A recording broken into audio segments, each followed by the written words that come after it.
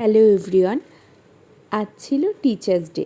তাই সকাল সকাল ঘুম থেকে উঠে ভাবছিলাম আমার জীবনের প্রথম শিক্ষিকাকে কিছু সারপ্রাইজ দিই। তো সকাল সকাল ঘুম থেকে উঠে মায়ের জন্য গোলাপ আর আমাদের বাঙালিদের সব অনুষ্ঠানেই যেটা লাগে মিষ্টি, তো মিষ্টি কিনে আমি ঘরে এসে একটু তাড়াতাড়ি সাজিয়ে নিচ্ছিলাম যাতে মা না চলে আসে। তো কী হয় সেটাই দেখার এখন।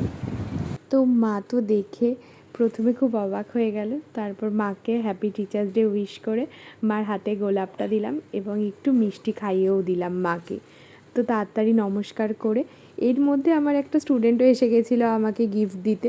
ও আমাকে সুন্দর গিফট দিয়েছিল নিজের হাতে পুরো তৈরি করে। ও ভীষণ ক্রিয়েটিভ। তো ও একটা লেটারও আমার জন্য এনেছিল, একটা পেনও এনেছিল।